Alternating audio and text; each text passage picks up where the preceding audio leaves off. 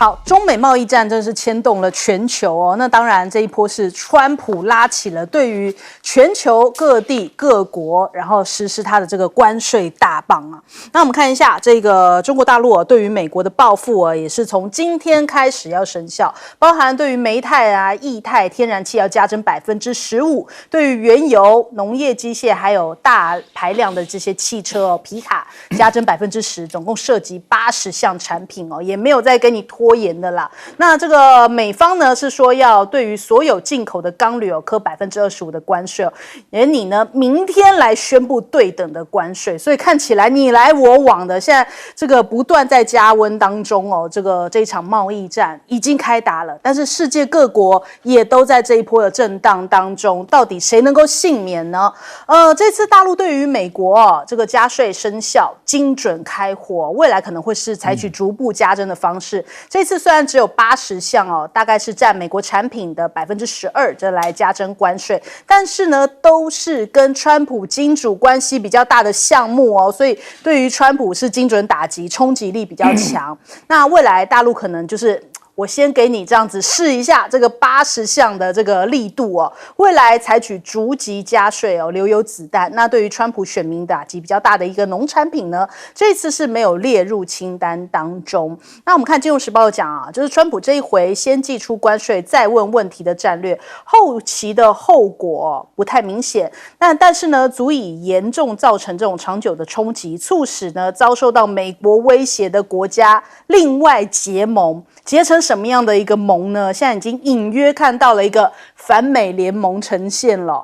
那反美联盟也包含了过去的一些盟友，最近对他讲话也都是非常的不客气那首先来看一下马克宏讲说，你美国搞清楚华盛顿，你对欧洲的关税推升会导致你自己美国的通膨所以你现在是不是应该去看看中国大陆才是你首要的问题呢？那将会跟这个川普的金融威胁正面交锋。那还有加拿大。川普一直在讲说，这个要变成51州人家就说，你这是开玩笑吗？他说没有，这是没错的呀，因为加拿大成为美国第51州会更好我们每年跟加拿大的贸易损失达到2000亿美元，不希望这种情况发生还持续坚定他的这样的一个说法，所以现在有很多的民众呢就跑到了这个温哥华前的这个领事馆来这边抗议川普，这样说呼吁要建立强大独立的加拿大，叫川普滚开有这样的一些抗议的团体已经去表达他们的一些诉求了。还有呢，这个川普呢，他搭乘空军1号飞越这个美国湾，因为他才刚签署这个声明就说宣布2月9号呢是美国湾日连机师都广播这是史上头一次呢飞越重新命名的美国湾不叫墨西哥湾然后他这样子抵达了纽奥良，那川普还大赞说这个机师的表现真好这深得他的心所以真的是要知道川普的性格怎么弄，但是也反映出来他真的很想要吞并加拿大吗？那另外呢，他现在大砍支出，包含了马斯克现在他们的这个效率部门大动作在洗涤全美真的也是导致本身美国内部真的现在这个声浪反弹的声浪跟动荡的声音不断。那我们看看他这个效率部门呢大砍支出，甚至呢这个国内外这个联邦机构的运作都陷入到混乱有一些机构的一些人员都没有办法进行他原本要做的一些工作了。那这个马斯克还取得了很多政府资料输入到 AI 里头就来看看用 AI 算出来哪些人可能是冗员，然后就把它给砍掉人家讲说这看起来是要用机器来取代人力的目标是越来越明显的，甚至他现在还瞄准了这个美国之音跟这个自由欧洲电台。我们都知道美国之音是比较好像替美国执政者来发声的一个频道，那他比较是站在美国立场来讲话的，但是他现在竟然也讲说这是在浪费纳税人的钱应该要全部的关闭哇，那这样子看起来马斯克真的是动起来，包含了那6位天才儿童那我们看到川普受访的时候，他也甚至讲说马斯克其实什么都没有得到，事实上他也很想知道他怎么能够为政府效率部花费这么多时间非常的投入那不过后来又讲说是我告诉他要这么做的呀啊，然后看起来就一搭一唱，一边夸我不懂为什么他那么认真，其实是我教他这么认真的。那反正现在看起来这两个人真的疯起来，美国自己本身也是这个里面受不了了。你看到这些一些电话都被打爆了，有民众向国会议员致电呢，寻求服务，说现在这个议员的办公室的电话都忙不过来，每分钟大概有1600个来电量。有一些国会议员跟官员讲说，国会电话系统已经被打爆了，反映出来川普恣意妄为的这样的统治之下，美国的政治体系正向崩溃的边缘迈进了。首先我们来问一下亮哥。川普目前的贸易战的打法，真的看不出他的逻辑啦。比如说我去查了一下，那个加拿大跟墨西哥出口到美国最大前3项全部都是汽车零组件啊，等等啊。那后面2项，一个是电子仪器，那另外一个是电子零组件。那里面排名第一名叫做 GM 通用汽车。排名第3叫做 Stellantis， 排名第5叫做福特。请问你是要干嘛啦？你是要逼这些美国企业回去美国生产吗？那工资立刻拉高。对，所以现在墨西哥的车卖到美国，平均一辆现在是普通的小客车啦，增加$2400。哇！因为增25%嘛。$2400台币将近7万呢。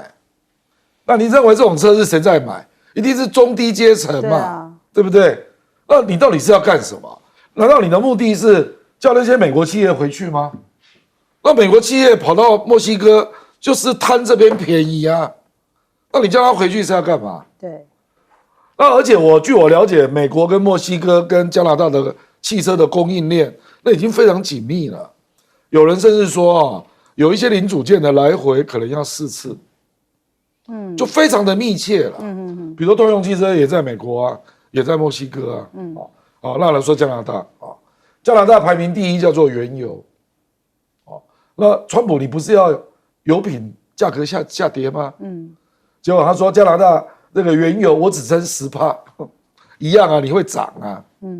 因为加拿大那个原油第1名$935亿，第1项啊。加拿大后面4项。有3个也是汽车，所以我不知道他要干什么因为结果墨西哥就火大了。墨西哥说：“那我也要针对你的农产品，我一样就要课25%的税。”那加拿大更火大，我跟你讲，加拿大跟墨西哥根本就是豁出性命来跟你拼呐。因为他们根本不是美国的对手，可是你看加拿大那种风法，我就跟你拼啊。我就专门挑共和党的州，然后也磕你25%。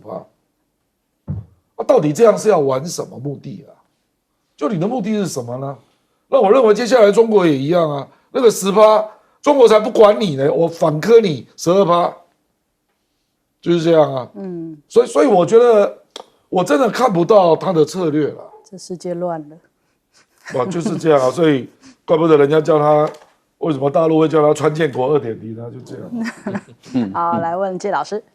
其实这个关税本来就关税战是一个两面刃。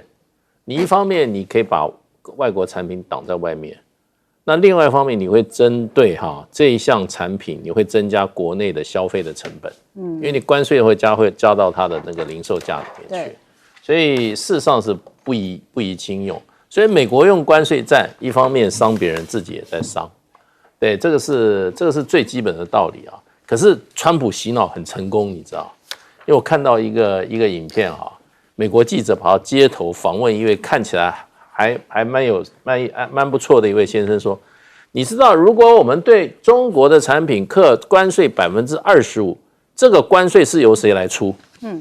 结果那位美国的绅士就说：“当然是中国政府出啊。”振振有词。结果旁边就出来一个人，他说：“我是做贸易的，美国贸易商，我既出口也进口。我告诉你，这个钱不是中国政府出的，是我们美国的进出口商先把钱交给美国政府，然后我们再把这个钱转嫁给我们的消费者。所以真正出的钱是我们的消费者。对，结果那位美国的那个绅士，他在这边辩，他说不可能，你胡扯。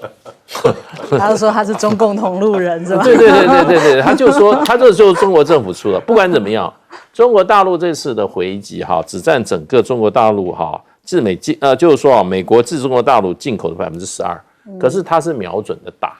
第一个哈，农机产品打的是美国 John Deere。John Deere 这个公司哈是世界500强，它有67000个员工，它把你在中国市场打一下的话，让你哈7000个员工失业的话，这个政治压力就很大。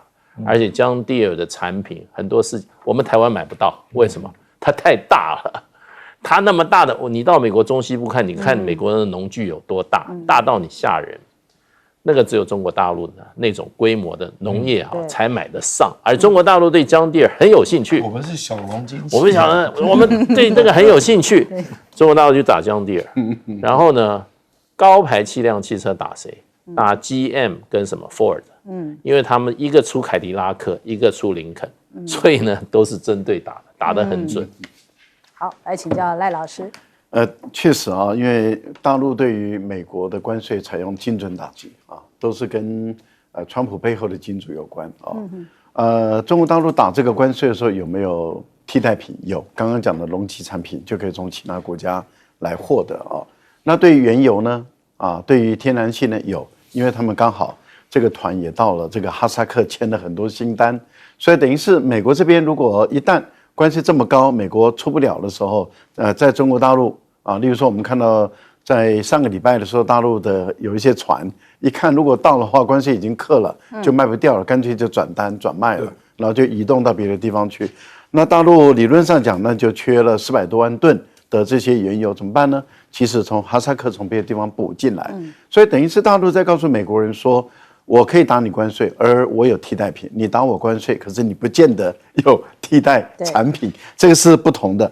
接着我们也留意到了，川普他本身在打这个关税的时候啊，他确实以现在的情况，他对大陆来讲就10%，可是他的钢铝税很明显的不是针对中国大陆，却是25%，然后他的对等关税也很明显的不会是针对中国大陆。可是确实针对他的所有的盟国，所以我们的推断就是说，大陆跟美国相当有可能就新的一轮的贸易磋商，很有可能已经开始在酝酿，而且也很有可能在形成，所以才会传出说，会不会是以2020年那个时候的贸易协议作为脚本，从这个地方开始在检讨。因为当时2020年的时候有一个双方的贸易磋商，就是中国大陆2年向美国买2000亿美元的产品，但是美国必须对中国大陆的若干的关税都要降下来，所以当时有这个交易。那美国关税不降，中国大陆就不会采购。那后来我们也看到，那这个协议就没有落实了。那现在如果中美又开始启动这个协议，那就是代表川普不是为了打贸易战而打贸易战，川普打贸易战的目的是为了他想要交易。可是问题是，当他的对等关税也好，钢铝的关税也好，那他是对他的盟国下重手。可是他对中国大陆的关税，如果一旦交易完成，也就是说大陆向美国多进口，美国想要卖的东西，美国也同意卖给大陆想要买的东西。那如果再加上就是一些关税降下来，那不是就解决问题了？所以相当有可能，我觉得会掉出大家的眼镜之外，就是说，好像川普在选前很凶狠的，就是中美要打贸易战，怎么到最后两边的贸易战没打起来，反而跟他的盟国打起来贸易战呢？再报告一个新的数字CBS 哥伦比亚公司最新的民调，川普的民调上升到53%的支持者，这个是历史上新高了。好，我们先休息一下，广告之后马上回来。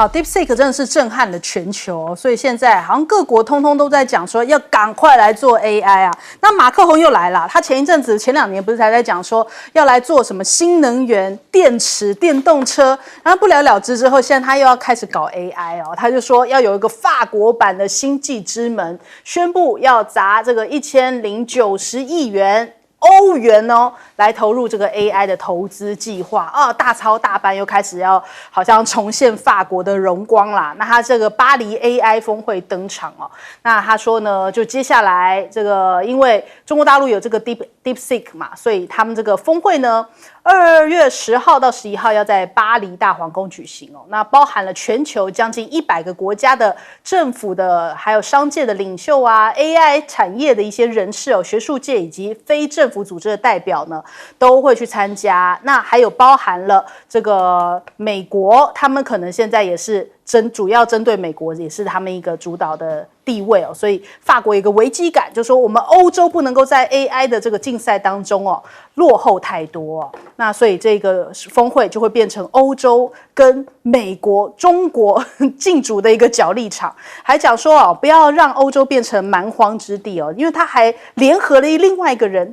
莫迪呀，莫迪也是有远大梦想的啊，就是他们两个现在要这个联合起来，就说哦，我们要对于这个 AI 的发展啊，觉得说不能变成蛮荒之地，是要有一些相关的规范的。那这一次呢，这个 AI 峰会传出呢 ，DeepSeek 的创始人也有受邀，那大陆的国务院副总理呢也有去参与这个巴黎的 AI 峰会，但是呢，就是因为这个 DeepSeek 的横空出世哦，看起来好像。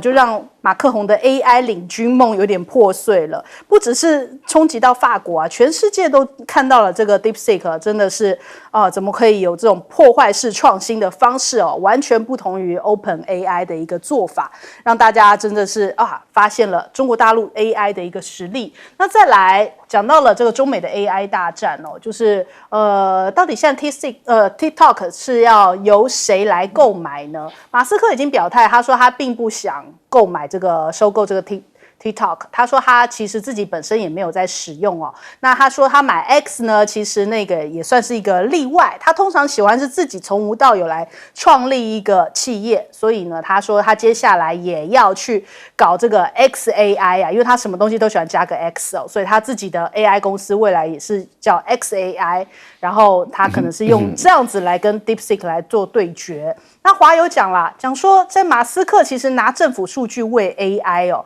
也是这个用意哦，就是他已经把美国的这些数据全部灌进到他的 AI 里面，也可以强化他这个 AI 的这个演算跟运算哦，就是有那么庞大的一个数据，可能也是他的一个策略之一哦。那再来，美国媒体讲到。今年呢，美国科技巨头投资 AI 的热潮可能会增加数百亿美元。那这样看起来的话，恐怕是要跟这个中国大陆掀起一番。今年应该可以称为是中美这个 AI 对决元年呐。那因为这个 DeepSeek 引发了震撼，其实呢，中国大陆不止 DeepSeek 啊。中国大陆的 AI 多的是哦，就各个龙头企业都在做这个 AI， 连字节跳动也在做 AI 啊，所以其实大陆有非常多款的这样的 AI 的模组也陆续在登场啊。那对于美国来说也是非常大的一个冲击。那特别这一次，因为这个 DeepSeek 也好，或者是这个哪吒也好啊，通通都是来自杭州。最近人家讲说杭州杀疯了，因为以往大家对于中国大陆讲到科技都会讲深圳，可是现在杭州真的是把这个深圳的这个风头全部都抢走了。那杭州的科技四雄啊，现在包含了就是我们讲到 DeepSeek， 还有宇树科技啊，还有之前这个黑神话悟空啊，其实也都是来自于这个杭州哦。所以哇，真的是搅得美国科技业矽谷不得安宁啊！这一次杭州的科技四雄，甚至还有人说有杭州这6龙还不只是4强哦。所以杭州这样子在扶植科技产业的确真的交出亮眼成绩单。哪吒现在它的全球影史的票房大概距离榜1只差100多亿。那外媒预测它可能这次可以高达14.8亿美元，那可以闯入到全球影史的不是百分之，而是前40名哦。那北美的首映，哇，看起来很受欢迎啊！就是哪怕是讲一个中国的故事，可是美国现在因为可能有小红书的影响，对于中国文化是非常感兴趣的。哪吒就刚好搭的这一波热潮，也在这个北美上映哦，所以哇，你看它的首映票房也是非常的好，这样全部都坐满的一个情况哦。所以美国的小朋友也在讲说，他们去参加这个首映哦，觉得对于这个中国的神话少年角色留下非常深刻的印象，希望以后可以看到更多这种中国影片，这是来自于我们这个中国的一些传统的故事，反倒好像跟他们的这种好莱坞这个自己编出来的这种复仇者联盟有不太一样的感觉，真的是东升西降啊！我们来问一下亮哥怎么看？我们事实上从来没有看过欧洲有像样的互联网产品啊。所以马克龙，我看回去洗洗睡吧。我跟你讲，欧洲几乎全部都在美国互联网、人工智能的阴影下，几乎没有例外。我们看到了替代的产品几乎都在亚洲，而且亚洲也基本上集中在中国大陆，基本上舞台上没有欧洲的，没有，几乎没有，就是中美的事。其实日本、韩国还有一些零星的，比如说韩国的 Never 啊、Line。他靠透欧洲，所以马克龙不用吹了啦啊。那有一些就用变的吧，用方便的啊，不是变来变去啊，方便的。比如说印度就拿来主义啊 ，DeepSeek 就回去直接把 API 给装了吧啊，这可能更快了。因为我昨天看到中国大陆那个 Kimi 也发布了 1.5 的版型嘛啊。那因为我是对这种东西蛮有兴趣的，我就去 try 了一下啊，它有图形辨识哦，这个 DeepSeek 没有，所以我跟你讲，这种东西很难想象会爆发出什么，而且已经有人开始分析那个 DeepSeek 在中国已经开始形成一个生态系啊，那有一些公司要投资它嘛，那还有应用场景开始多元化。比如说3大电信公司就跟他签约，所以他以后在家里就有钱进来了。那电动车也有人跟他签，这只是2个应用场景，一个是电话，一个是电动车，那他可以用的应用场景多嘞，所以我是觉得这个东西只要一个科技突破，接下来就是生态系的建构了，这个没什么话好说了啊。那马斯克他当然有分量说这个话，因为他是 OpenAI 的共同创始人，那就是因为他坚持开源，结果跟那个阿特曼闹翻了，对，所以为什么他出来肯定 DeepSeek？ 因为这个就是他要做的东西，就开源啊，所以我相信未来这个 XAI 啊，一定是开源的啦，那所以我觉得他是一方面欣赏啊，那一方面觉得我也可以做啊，因为他本来没有这个跟阿德曼分手之后为什么没做？因为他没有把握做得出来。结果 DeepSeek 做出来了，所以他现在可能就受到刺激了，就发现这个是可以努力的方向啊。马斯克这个人只要一卷动，我认为会有蛮多资金会跟着他走。我讲的是美国的部分了啊。那其实我们现在看到今年美国 AI。有3000多亿美元投入嘛，这个大部分都是在去年底就募到了啦。所以我觉得指标不在这里啦，指标是今年第2季之后会不会办减资啊，才知道这条路走不通。我觉得那个时候才是关键点啊，就能不能活到第2季不，因为那个美国的5姐妹那个时候就会知道它的订单有没有减少嘛。比如说像 DeepSeek 这种开源的。到时候会铺天盖地啦，到处都是。那中小企业就被它吃掉。那到时候 OpenAI 就会发现它有一些订单没了，因为人家发现比你便宜啊。不需要做到那么好啊，反正可用就好啊。不只是 OpenAI 啦，包括 Meta， 你搞那个大语言模型压嘛，有必要做到这么好吗？那有些人就会打退堂鼓。所以我觉得要到第2季。才是见真章啦，那也很快啊，3个月就分生死了。这个没有办法，因为这个生态太快了。他那个时候就会开始见到，他的订单预估可能太乐观了。那到时候就要面临减资的问题，因为你不能一直丢钱啊，对，你有回收的问题所以我觉得那个时候看比较准好，请教介老师。其实欧洲事实上他没有搞清楚 AI 是哪一种人种在玩的游戏，欧洲人应该是没有游戏，没有他的份。子弹，因为事实上的话，在搞 AI 基本上都是中国人在打中国人，对，连美国也是中国人在搞，所以基本上这个我不是说人种优秀论啊，这跟人种好像有一点关系，对。那也跟你这个民族他重不重视这些科技啊，愿不愿意投入？像美国这个在美国的这些非移民的这些学生在美国念书的话，他基本上首选都是什么？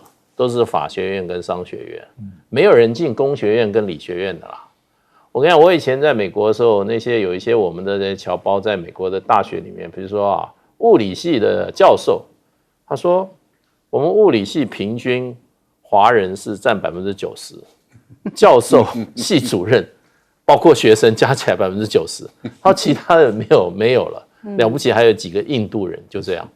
对，所以这些科技的东西主要在人才啦。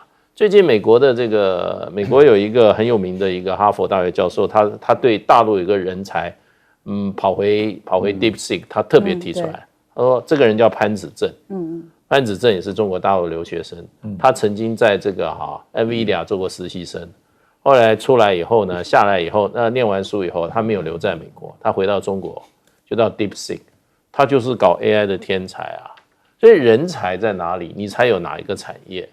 那事实上 DeepSeek 如果说叫那个马克宏还有这个要去弄清楚DeepSeek 不是中国的国家项目DeepSeek 是一个私人公司自己的一个项目，虽然它投入大概也差不多10年，因为 DeepSeek 在成立之前，它的母公司叫幻方，幻方就已经在投资在 AI 方面了。然后最近2年，它这个更清楚的方向，然后不断有产品出来。可是呢，这里面不是说你投资多少钱，因为这次 DeepSeek 给这个 AI 业界的一个最大的一个功课，一个答案就是说，不是你花多少钱，是你有没有这个人才。那这个人才都在中国，请问你法国有这个人才吗？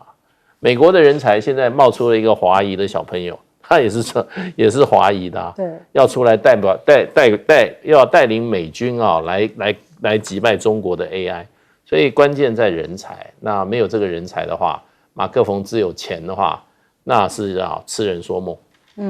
好，李耀来老师，这次 AI 的会议是由印度跟法国合办那举办地是在巴黎大皇宫里面，所以大皇宫的场地比较大，是大型展览会议还有大型会议用的，所以可以容纳非常多人参与这次有100多个国家来那中国大陆也表达了诚意，所以由副总理张国京，他是学科技出身的，清华大学毕业的硕博士生，然后他是很顶尖的一个高手，他代表带团去参加。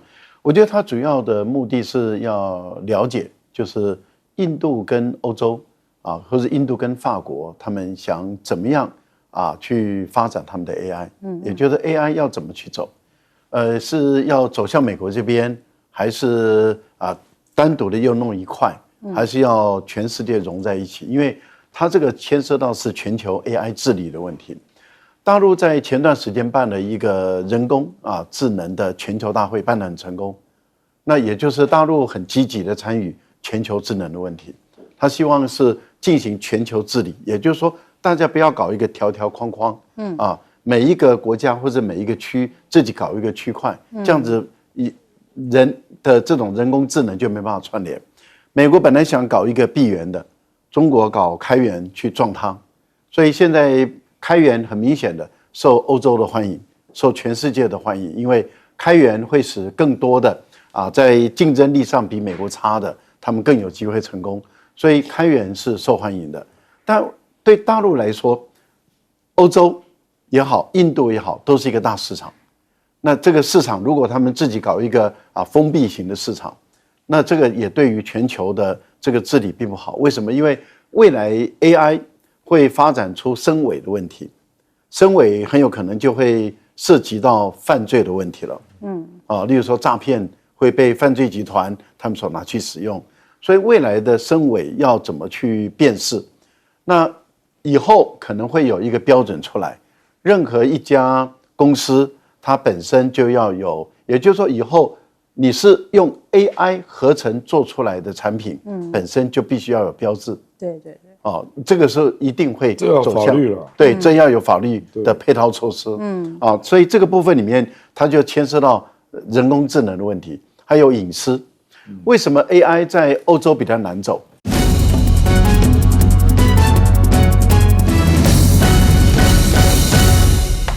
欢迎收看《新闻大白话》，我是主持人翟轩，马上来欢迎一下这个阶段加入我们讨论来宾，耶鲁政治学博士郭正亮，大家平安。前大使谢文吉，翟先好，各位朋友大家好。国际事务专家赖岳谦。主持人好，各位朋友大家好。好，这个川普的关税名单哦，现在大家在示警说可能也会挥刀挥向台湾呐。本周他可能就要宣布这个新的关税名单哦，恐怕有8个国家要在这个名单上面，台湾当然也是狙击的目标之一哦。那我们看一下，他说根据分析，川普会优先选择哪些对于美国存在这种贸易逆差、征收高关税的国家，包含了中国大陆跟印度。其次是欧盟、台湾，还有这个越南啊、泰国啊，第3级才是日本跟马来西亚哦。那我们看看呢，现在这个就有一些相关的台湾的一些报道讲说啊，因为怕被波及哦，其实已经有很多的台商现在要返台设厂哦，避免这个关税的大刀啊挥向中国大陆。但是看起来就算回台湾，是不是也难以避免哦？因为同样这个川普仍然也是要把台湾列为一个加征关税的目标。那我们看看这个葛莱仪就讲到了，他说川普打关税牌哦，其实希望台湾对美贸易顺差归零。台积电然后也是在这个名单当中哦，他希望能够对美国来多做投资啊。那这是一个谈判的手段吗？加州共和党的主席就说啊，他会这样点到台湾哦，可能是手段吗？他说，因为他在谈判过程哦，通常会用尽各种方法来确保美国的地位哦，所以针对这个半导体科税关税的这个议题呢，其实就是他的手段之一。那再来，我们看到了经济部次长现在要出发去到这个华府这边要进行沟通哦，希望能够这个川普是不是对台湾不要加征关税哦，不要也变成他主要针对的目标。那再来我们看一下石破茂，这相当积极哦，去到了美国这边跟川普见面，那几乎全程是透明，让媒体可以采访的。那他们会面30分钟，等于说对媒体破例开放超过20分钟啊。那但是呢，这20分钟也被拍到说，石破茂坐姿有一点懒散的样子哦，左手搭在这个椅子的扶手上，右手才伸向川普握手。日本的社群平台就出现了大量的批评哦，就说怎么又是这个样子呢？就是感觉好像做没做相啊，就是他常常就是有一些这种在外交场合上的表现都被日本人觉得说，哎呀，就很丢脸了，都没有一个礼貌的那种感觉啊，所以又被日本人给骂翻了。那再来我们看看，他这一次还有去到跟川普见面的时候，还赠送了金色的武士头盔。那他这是投其所好吗？他说表示哦，这个接下来日本呢，可能就是有望可以免征收这个加征的关税哦，他是觉得说挺乐观的啦。他说关税对于两边都没有任何的帮助哦，没有办法单方面获利的行动都其实是没有办法长久的。关键在于日本跟美国之间如果有问题哦，才可能会被加征关税。他认为现在已经把这个川普按捺好了，应该是没有问题的啦。那而且他们要加强对于美国的投资，投资1兆美元。他在会后的记者会表示哦，除了投资之外，还会增加购买一些天然气。那有关这个日本制铁公司对于美国的钢铁公司的收购计划，他现在讲法是说，不是简单收购，而是要对于美国的企业进行投资，可能也是他们这个谈判之后的一个协调结果，就是并不会被日本给买走，还是属于美国，但是它变成了一个投资方吗？那感觉上面人家讲说，哦，你看石破茂做了那么多，台湾是不是要赶快跟上来啊？那再来龚总也有回应这件事情，就是我们是不是真的要加购天然气呢？那龚总啊，就是经济部啊，现在有在谈这些细节。龚总认为是互蒙其利啦，就是有望可以降低对于美国的贸易顺差。那再来，还有美国的学者提到了，就说台湾应该要仿效日本大量购买这个液化天然气哦，甚至呢还发文询问台湾如何让美国总统有兴趣并吞它啊，说这不是一个太糟糕的选项。哎呦，难道我们台湾也变成一个并吞名单吗？有这可能性吗？中国大陆会允许吗？那再来哦，俄乌战现在也是大家关注的一个焦点。除了台海之外，俄乌是要停了吗？下一个是台海了吗？因为呢，川普向《纽约时报》讲说他已经跟普京通了电话了，要结束这场俄乌战争。但是呢，克宫对于他这样子爆料给美国媒体哦，是不证实也不否认。所以现在看起来到底谈的结果如何不得而知。但是呢，这个俄国驻联合国的大使讲到了，他说他们现在正在等待美国发出合适的讯号。那俄方愿与美方以平等为基础来讨论乌克兰的议题啊。那如果说这个终结俄乌战争，川普要这么做的话，可能会希望中方来施压俄罗斯。如果中方出手的话，是不是也有可能在台湾问题上面作为一个交换条件？现在变成外界的一个揣测啊。那我们首先来请教一下亮哥，这个石破茂的策略真的值得台湾参考了。那个日本，我觉得第一个就是他知道川普喜欢大的东西然后就跟你说，我们愿意把日本对美投资拉到1兆美元。这听得多爽啊，对不对？实际上呢，日本现在累计在美国投资是7793亿，所以事实上实质增加只有2200亿。2200亿除以4，一年只有500多亿。其实以日本那么大的国家，一年500亿不多我们台积电去投资美国就650亿了。但是他面子说得很大。对啊，川普不懂嘛，川普事实上什么都不太懂所以可是他一听到就觉得哇，不错你这个有照顾到大哥的想法让大哥有面子。那第二个就是他有讲到，我们日铁新日铁要投资美国钢铁，不是收购是投资因为那个美国钢铁那个设备太旧了，我们愿意把我们的技术注进来，所以我们不是要吃掉美钢，我们是要让它成为一个更伟大的公司。你看他多会讲话，然后说我们也愿意买美国的天然气，然后说那只要是合情合理的价格我们愿意买。那主要就这3点嘛。所以我是觉得我们要想的大概就是这一种那而且级别要高。你现在派去一个经济部次长，你是什么意思为什么你郭志辉不自己去呢？而且现在去，我讲白了啦，川普大概有可能会见台积电的董事长因为台积电应该是明天嘛，要在美国开董事会那川普有可能会见他了见董事长，对你经济部长恐怕没什么兴趣吧所以我认为台湾应该要让高阶的人讲话比如说赖清德总统自己那也开大支票，比如说我们上次提那个军购那也可以再讲一次就是说对川普真的就是你越低级别他跟你开越大，因为下面的人不知道川普在想什么所以我觉得你一定要让他对你印象深刻，你受到的伤害才会变小所以我觉得石破茂这个就是我认为是一个好的界面就是因应那个川普的关税战，因为我跟你讲美国即将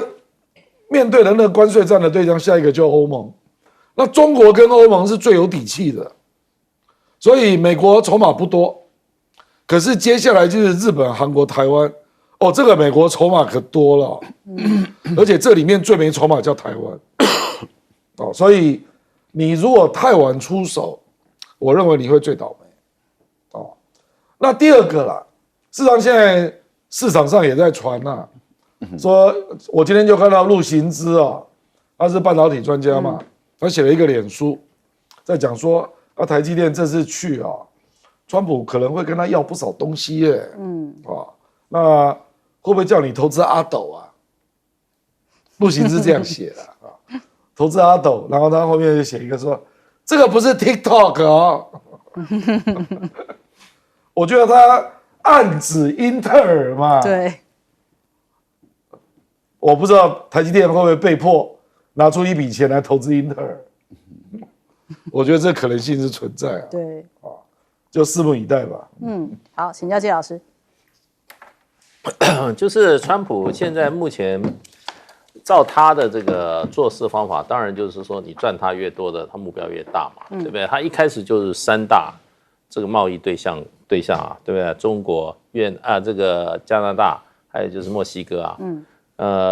另外的话，事实上的话，就去年来讲，台湾跟美国的贸易顺差不同的统计啊，我看了普遍的说法在739亿美元。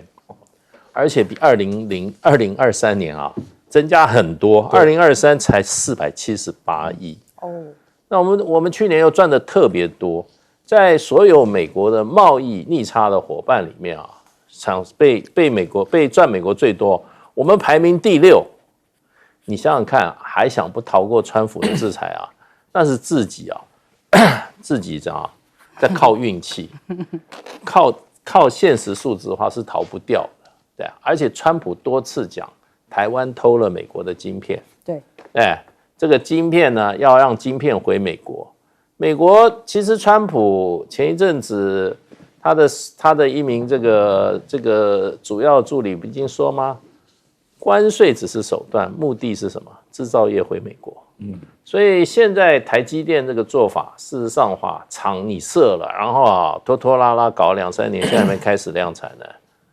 美国是不会，川普是不会满意的，基本上就只有继续施压，就是一定是对高端晶片继续，就他讲的100%嘛，对，100%嘛。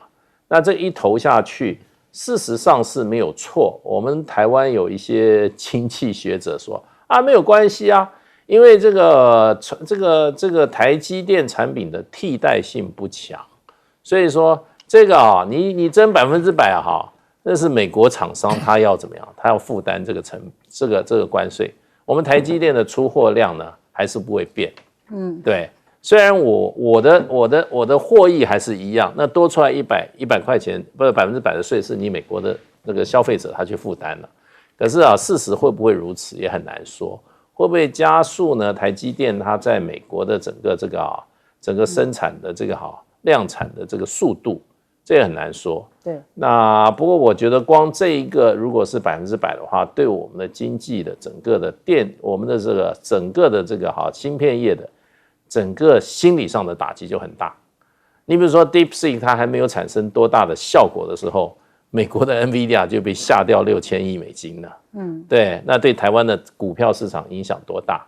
对，而且川普事实上他这种贸易的这种做法来讲的话，他最近几个宣布，在美国股市都造成股市大跌，那造成今天台北的相关股市也都跌，所以呢，这个对经济的冲击还是很大的啦。我觉得，我不晓得现在我们这个经济部有没有什么对策。不过你知道刚刚讲那个我们这位经济部长他自己不出面叫他一个次长，你知道他过去上任没多久，因为在这个经济部里面耍官威，然后呢，已经有3位。经验丰富、专业非常让各界都觉得看好的3位次长提前退休啊，不干啊。你现在要打仗的时候，你把这个将都给他赶走了。你现在你是因为姓郭嘛？这个部长叫什么？郭志辉，你自己能打吗？他说川普影响有限，4年而已了。4年啊！哎呦，心脏很大呢。这种话要讲在别的国家，他立刻下台。这就是我们台湾没有真正的制衡能力，跟没有真正的民主，然后他的主帅识人不明，造成意识形态治国，造成。现在是台湾经济很大的一个冲击啊，一个危机啊。然后你要知道，我们这个农产品的平均关税，我们15%啊，对。然后呢，我们现在卖到美国的大部分的产品，所谓的都属于 ITA 的免税项目，它一给你加下去的话，你基本上是没有什么转换空间了。对，你不是原来有10%，现在给你加成15%，不是啊，它一加下去，你的成本就增加25%下去，就是25%的成本，你还有什么竞争力？如果韩国没有被列入的话，你还有什么竞争力？所以我觉得是我们经济面临的应该是这个是十几年来最大的一次危机放在前面。结果呢，我们的郭志辉部长把打仗能用的兵都已经先赶走了，他自己又不出马，然后要等川普下台。我看是他先下台还是川普先下台吧？好，来问了老师，川普的一个关税大刀啊，目前是钢铝，那就跟他上任的时候情况一样，也是先从钢铝来课税啊。这个很明显的不是针对大陆跟这个俄罗斯，是针对他的盟友啊。影响最大的是加拿大、墨西哥、巴西，在亚洲就是韩国、日本、台湾，然后接着就是欧盟啊。影响最深的是这些国家。接着他又提到了关税的概念，他转换了，他说是对等关税。对等关税就是你对我课多少就对你课多少啊。那欧盟美国对欧盟的关税，汽车是2.5%，那欧盟对美国的关税是10%。现在他要求对等，欧盟愿意降价，降到2.5%。这个对于这个美国的国民车是有竞争力的，有帮助的。但问题就是日本、台湾、韩国等，还有农产品要不要都开放进来？欧盟也好，日本也好，他们现在最忧虑最深的就是农产品的大举进军，这个会冲击到整个日本的农产品，也会冲击到整个欧洲的农产品。好。石破茂跑去美国，最后他要到的一个东西，就是拜登时代的所打造的那些机制再度确认而已，没有新的东西。QUAD、AUKUS、美日韩，然后美日菲还有介入台海的问题，然后介入南海的问题，就6项东西，川普说好啊，都接受，那就是没有给你新东西。但是你要给我新东西咯。第一个，你的日铁不能告我，为什么？因为你现在改投资了嘛，改投资不是并购，你就不能告了，所以诉讼要撤销了。那问题来了，你还要投资我，你的国防经费要增加到2%，你国防经费增加2%，可是你日本人当兵的只能够募到20几万人，都已经很紧张了。那你的国防经费增加这么多干什么？那当然就是买武器嘛。跟谁买？那就跟美国买。还有呢，一大部分的钱就是要给美国驻守在日本的那些军人。过去川普他要的是不只是这些人员的薪水跟行政开支，他当时要的是连武器装备都要用租的，向美国租。也就是说，美国的军人开的航空母舰到日本来的时候，那这个费用你要支而且是航空母舰我来这边停留1年，你就要租1年；停留3年，你就要租3年。你想想看，这个费用有多庞大。所以我们估计这个石破茂在这一次真的是赔尔夫人又折兵啊。川普是想联俄制中，可是你联俄，你要给俄国什么礼物？给乌克兰吗？把乌克兰送给俄罗斯吗？怎么可能嘛？所以我个人觉得联俄制中或者联中制俄，这个已经是落伍的东西了，不可能实现。好，我们先休息一下，广告之后马上回来。